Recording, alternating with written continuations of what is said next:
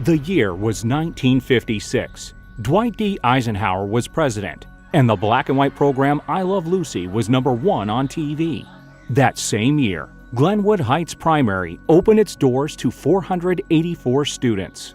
Those school children studied reading, writing, and arithmetic just as Russia launched a satellite named Sputnik that would spark a revolution in scientific learning. 62 years later, Glenwood Heights is still serving students, but is one of 4 schools in the district that have lived beyond their lifespan. For these buildings, modernizing costs are the same as replacement. Building great schools begins with you. This February, you will be asked to consider a school construction bond to help Battleground Public Schools replace aging schools and reduce overcrowding. The last time that district residents passed a bond was in 2005. It built the new Daybreak and Tukes Valley schools and replaced Chief Umtuck and Amboy middle schools. These projects were completed on time and under budget. This time, a team of community volunteers called the Facilities Improvement Team evaluated and prioritized the schools that are most in need of repair and replacement. The volunteers studied the condition of every school and looked at enrollment trends, taking note of which projects are eligible for state matching dollars. I was overwhelmed almost by the information that was given to us by, by different organizations, architects, real estate people, so we could get the big picture. The volunteers concluded that we need to replace overcrowded, aging facilities. If passed, the bond would replace 4 schools that are old and rated poor for structural integrity. These same schools are over capacity.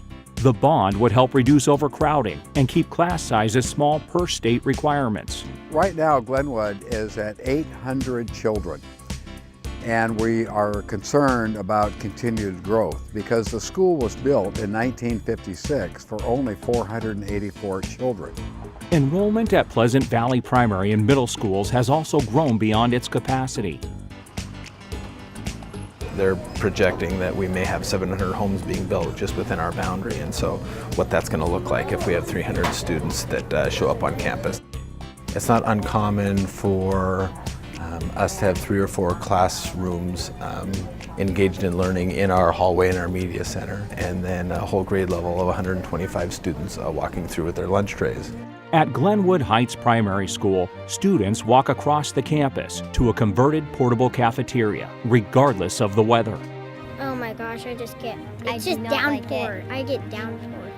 because then my coat will get all wet and then I get cold, and then when I go into the classroom, we go out to recess and I go out in a soaking wet coat. Lauren Middle School is 52 years old and shows the effects of decades of wear and tear, water drainage problems, and leaky roofs.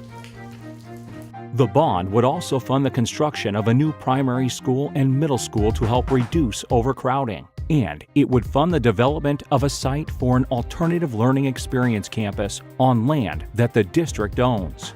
Other major projects include the replacement of several buildings at Prairie High School, the renovation of Amboy Middle School's 300 building and gymnasium, and the construction of covered play areas at Amboy, Yacold, and Maple Grove.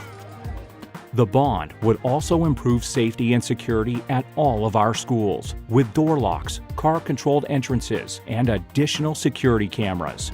Currently, the schools such as Lauren make security an even bigger challenge. With our campus, we're so spread out. We have different pods in different buildings, and there are no security alarms, locks, or anything like that on our campus. If passed, the bond would update classrooms with new technology and provide learning spaces equipped for science, engineering, and skilled jobs training. Currently, we have what we call a perfect storm, where our oldest facilities are also the most crowded facilities in the district. So there's a real need to alleviate that overcrowding and also create facilities in those areas that are more up-to-date and, again, more accessible to 21st century learning, and have the space that we need to accommodate all of our students. The planned projects would maximize state matching assistance, an anticipated $61.6 million, resulting in a local bond cost of $224.9 million. The district will be able to take advantage of historically low interest rates.